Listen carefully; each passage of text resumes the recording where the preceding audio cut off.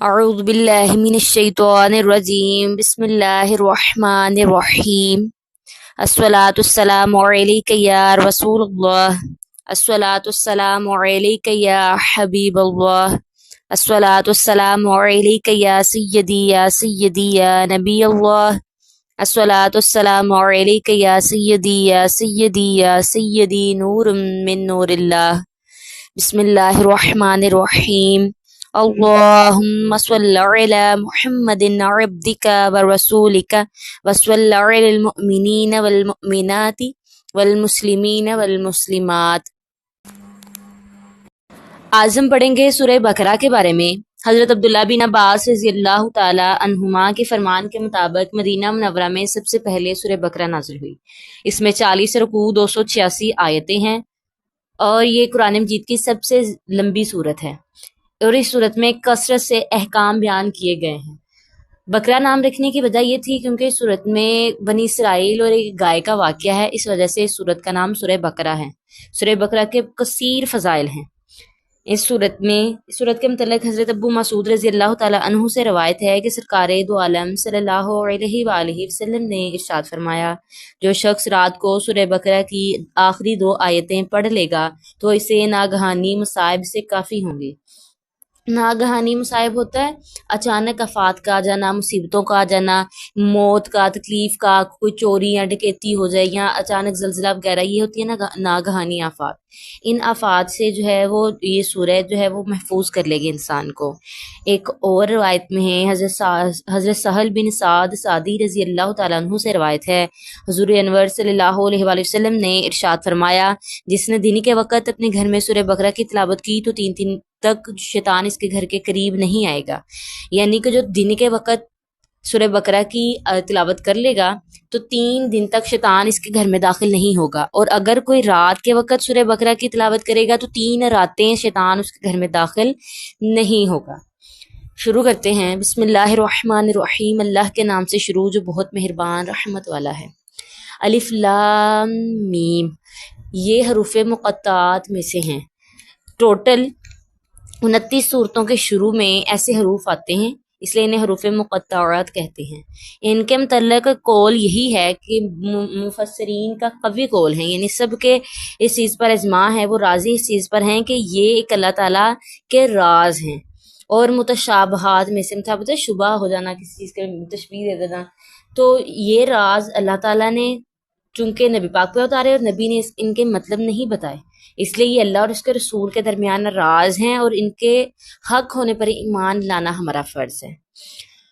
آگے ہے، وہ بلند رتبہ کتاب کی شک کی کوئی جگہ نہیں۔ اس میں سب سے پہلے قرآن کے متعلق ایک ایسی دلیل دی گئی ہے کہ قرآن پاک جو ہے وہ بلند رتبہ کتاب ہے، یعنی کہ یہ ایک ایسی کتاب ہے کہ اس میں شک و شبے کی کوئی بھی کسی قسم کی کوئی گنجائش نہیں ہے۔ اگر کوئی یہ کہے کہ قرآن کے اس مسئلے میں مجھے کوئی شک ہے یا شبہ ہے تو وہ قرآن کے انکار کرنے والا ہوگا، اور قرآن کا انکار کرنے والا دائرہ اسلام سے نکل جاتا ہے۔ قرآن میں اللہ تعالیٰ نے جو جو احکامات اتارے ہیں وہ ان سب پر ایمان لانا ہمارا فرض ہے۔ اور چونکہ اس میں شک اس لیے بھی نہیں ہے کیونکہ اس میں ایسے دلائل اور ایسی واضح اور مضبوط دلیلیں اللہ تعالیٰ نے پیش کر دی ہیں کہ کوئی بھی عقل مند انسان اس پر جو ہے وہ اس کو پڑھے گا، قرآن کو پڑھے گا اور ان نشانیوں کو سمجھے گا، ان دلیلوں کو سمجھے گا، تو وہ خود بخود اس چیز پر مجبور ہو جائے گا کہ ہاں یہ کتاب اللہ تعالیٰ کی طرف سے ہے، کسی انسان کی طرف سے نہیں۔ آگے ہے، اور اس میں ہدایت ہے ڈر والوں کو۔ ہدایت ہے ڈر والوں کو، یہ ایک بہت آپ کہہ سکتے ہیں کہ اللہ تعالیٰ نے باقاعدہ ایک نشاندہی کر دی کہ اس میں ہدایت ہے ڈر والوں کے لیے۔ اگرچہ قرآن کریم کی ہدایت جو ہے وہ ہر ایک کے لیے عام ہے، وہ چاہے مومن ہو یا کافر۔ اللہ تعالیٰ نے قرآن کو تمام لوگوں کے لیے اتارا، ہر ایک کے لیے اتارا، چاہے وہ کافر بھی پڑھ سکتا ہے، مسلمان بھی، کافر پڑھ کے اس سے ہدایت لے سکتا ہے اور مسلمان خود کو سنوار سکتا ہے۔ لیکن جیسے کہ اللہ تعالیٰ جو ہے مختلف جگہ پر فرماتا ہے کہ ہدل للناس، یعنی کہ انسانوں کے لیے ہدایت ہے، لیکن یہاں پہ اللہ تعالیٰ نے بطور خاص فرمایا ہدل للمتقین، یعنی متقیوں کے لیے ہدایت ہے، ڈر والوں کے لیے ہدایت ہے۔ جیسے بارش جب ہوتی ہے تو سبز جہاں پہ سبزہ ہوتا ہے بارش وہاں پہ بھی ہوتی ہے، جہاں بنجر زمین ہوتی ہے بارش وہاں پہ بھی ہوتی ہے، لیکن جہاں سبزہ ہوتا ہے وہاں پر ہی بارش کا فائدہ ہوتا ہے، بنجر زمینوں پر بارش کے فائدے نہیں ہوتے۔ بنجر زمین پر چاہے پھر جتنی مرضی بارش ہو جائے، جب وہ رہے گی بنجر، نہ اس میں ہل چلایا جائے گا، نہ کوئی بیج بویا جائے گا، تو فائدہ تو ہوگا نہیں۔ اسی طریقے سے جب جو ہے وہ چیز جو انسان ڈر والوں کو دی جائے، یعنی کہ جو پہلے ہی اللہ سے ڈرتے ہوں اور اللہ تعالیٰ کے درجات کے بارے میں جانتے ہوں، تو ان لوگوں کو وہ چیز دی جائے تو وہ اس سے ہدایت حاصل کرتے ہیں۔ اور متقی کا معنی حضرت ابن عباس رضی اللہ تعالیٰ عنہما نے فرمایا ہے، متقی وہ ہے جو شرک و کبائر و فواحش سے بچے، یعنی کہ شرک سے بچے، کبائر و فواحش یعنی بڑے گناہوں اور فحاشی سے بچے۔ اور بعض نے یہ کہا ہے کہ متقی وہ ہے جو اپنے آپ کو دوسروں سے بہتر نہ سمجھے۔ آگے ہے، اور وہ جو بے دیکھے ایمان لائیں۔ بے دیکھے ایمان کون لائے؟ ہم لوگ۔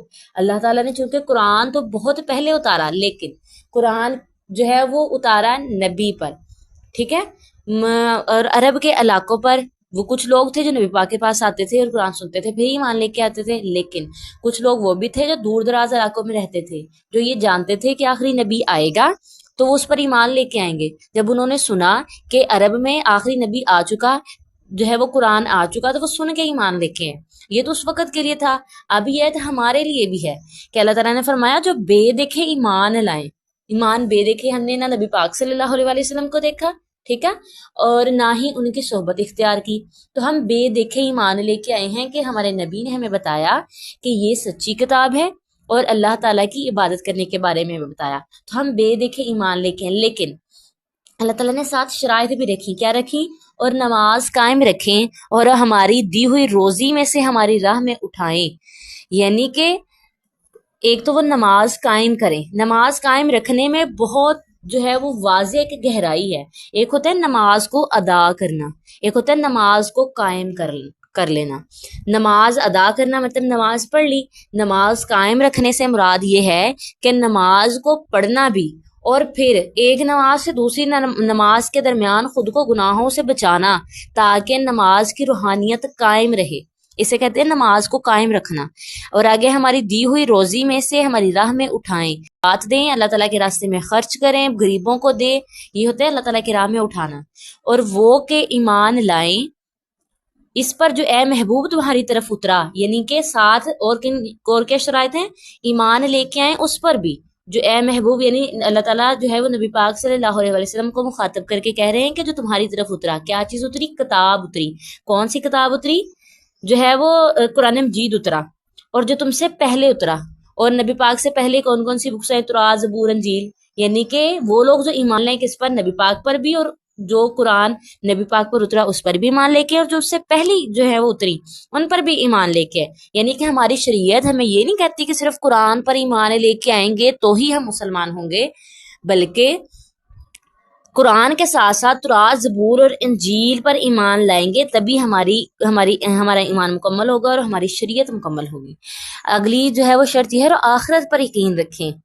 آخرت یعنی قیامت کے دن پر یقین رکھے، کیونکہ عرب کے جو لوگ تھے وہ یہ کہتے تھے کہ ایک دفعہ مر گئے تو دوبارہ زندہ نہیں ہوں گے، تو اللہ تعالیٰ نے ساتھ شرائط رکھی، مسلمان وہی ہے جو آخرت پر بھی یقین رکھے کہ اگر وہ ایک دفعہ مر گیا تو اللہ تعالیٰ اسے دوبارہ زندہ کر لے گا۔ تو اللہ تعالیٰ نے ان کے لیے کیا انعام رکھا؟ اللہ تعالیٰ نے نیکسٹ آیت میں بیان کیا۔ اگلی جو آیت ہے اس سے آگے والی، اس میں اللہ تعالیٰ نے وہ بہت بہترین انداز میں بیان کر دیا۔